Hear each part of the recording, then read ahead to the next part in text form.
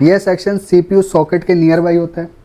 इस सेक्शन में एक IC लगी हुई होती है जिसको हम VRM IC या PWM IC के नाम से जानते हैं। के लिए लगा हुआ होता है। ये आपको यहाँ पे कनेक्टर मिलेगा।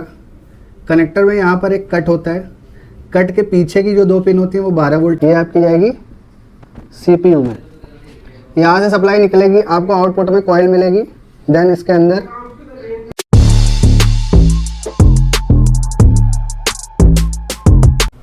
हेलो दोस्तों, आपका ABC इंस्टीट्यूट में लैपटॉप रिपेयरिंग की क्लास में स्वागत है। आज जो हम पढ़ेंगे वो पढ़ेंगे डेस्कटॉप मदरबोर्ड के बारे में। डेस्कटॉप के मदरबोर्ड को किस तरह से रिपेयर करते हैं ये भी आपको पता होना चाहिए। तो डेस्कटॉप के मदरबोर्ड को रिपेयर करने के लिए इसके मदरबोर्ड को टोटल 7 सेक्शन में डिवाइड किया गया हुआ है। कितने सेक्शन में? 7 सेक्शन में डिवाइड किया गया हुआ है। और ये जो 7 सेक्शन होते हैं इसमें जो सबसे पहला सेक्शन होता है वो हमारा ये वाला सेक्शन होता है, CPU का सेक्शन। इसको हम VRM सेक्शन या कोर सेक्शन के नाम से जानते हैं। VRM सेक्शन का काम क्या होता है? VRM सेक्शन की जो फुल फॉर्म होती है वोल्टेज रेगुलेटर मॉड्यूल। यह सेक्शन CPU सॉकेट के नियर बाई होता है। इस सेक्शन में एक IC लगी हुई होती है जिसको हम VRM IC या PWM IC के नाम से जानते हैं। VRM IC जो VRM सेक्शन के अंदर जो मॉसफेट लगे होते हैं, कम से कम आपको 4 और मैक्सिमम आपको 16 मॉसफेट यहाँ पर मिलेंगे। तो इस सेक्शन में जो ये मॉसफेट लगे हुए हैं, इन मॉसफेट के गेट को ड्राइव करने के लिए ये IC लगी होती है। इसको हम बोलते हैं कोर IC या VRM IC। इस सेक्शन में आपको एक ATX पावर कनेक्टर मिलेगा, कैपेसिटर मिलेंगे, मॉसफेट मिलेगा, कॉयल मिलेगा, देन CPU में सप्लाई जाएगी। तो ये सेक्शन किस तरह से काम करता है, इसका क्या डायग्राम होता है वो मैं आपको बोर्ड पे समझाता हूँ, ठीक है। तो सबसे पहला सेक्शन है डेस्कटॉप के मदरबोर्ड का VRM सेक्शन। VRM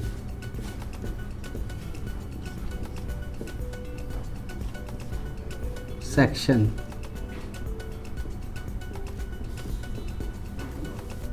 इसकी जो फुल फॉर्म होती है वो होती है वोल्टेज रेगुलेटर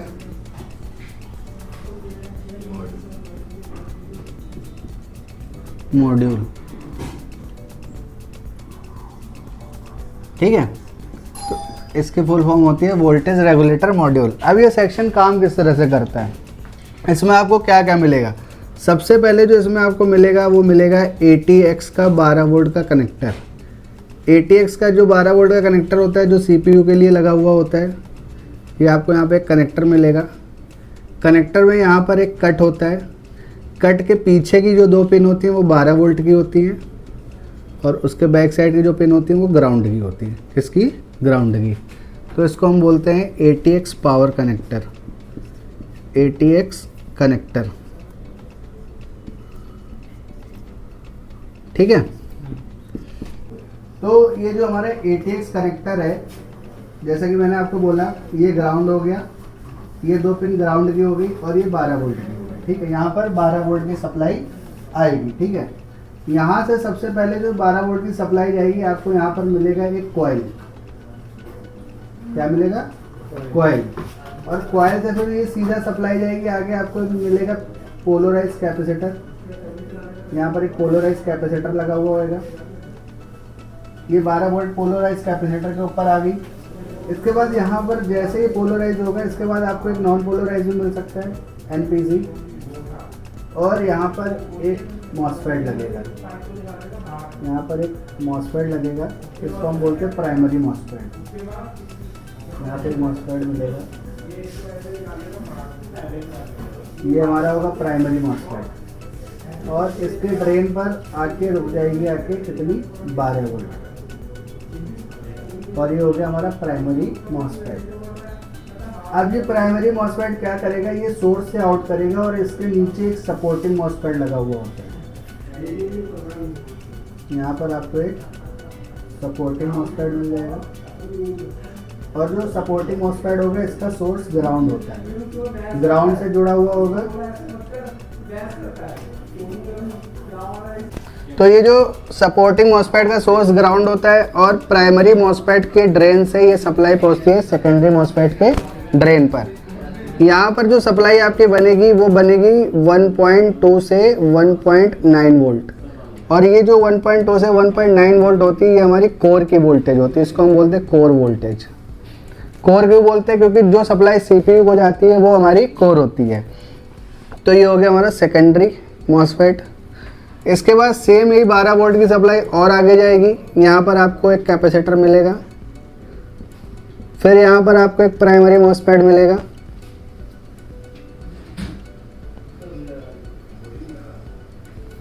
फिर यहाँ पर आपको एक प्राइमरी मॉसफेट मिलेगा,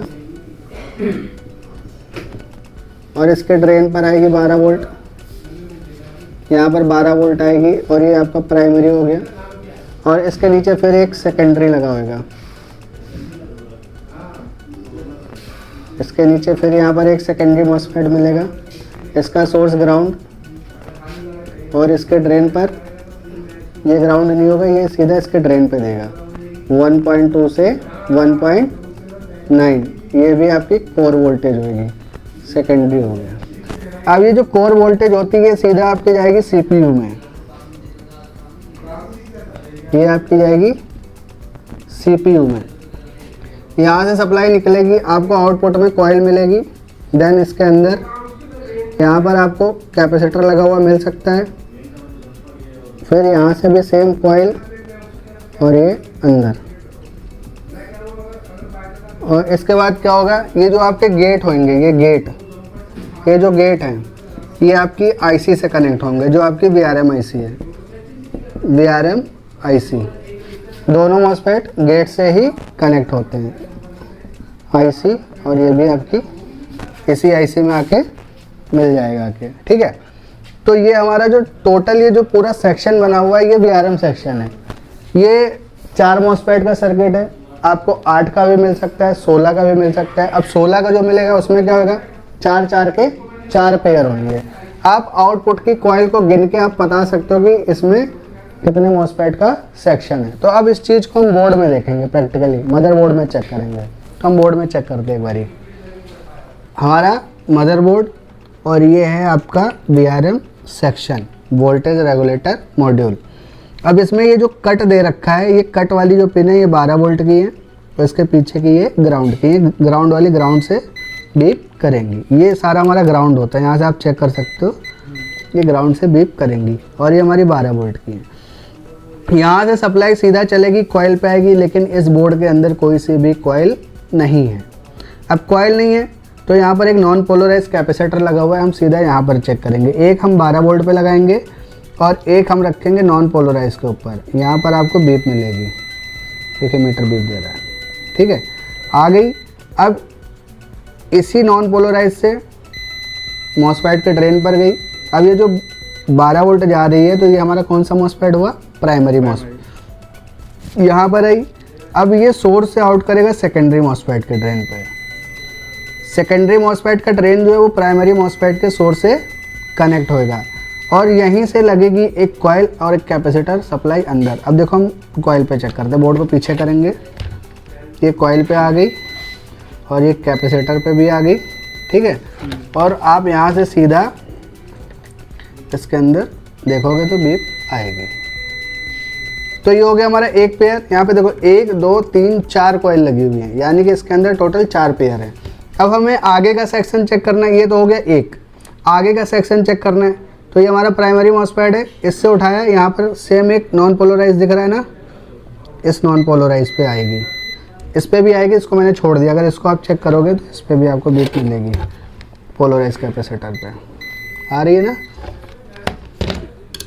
यहाँ से उठाया इसके ड्रेन पर, सेम सर्किट, यहाँ से फिर इसके ड्रेन पर, इसके सोर्स से, एक सेकंड आएगी,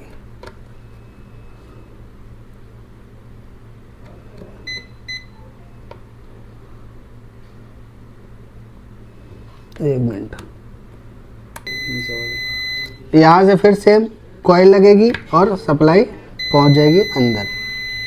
तो इस तरह से हम इस सेक्शन को चेक करते हैं, और जितने भी मॉसफेट है इनके गेट कनेक्ट होंगे आपकी वीआरएम आईसी से। ये आपकी वीआरएम आईसी है।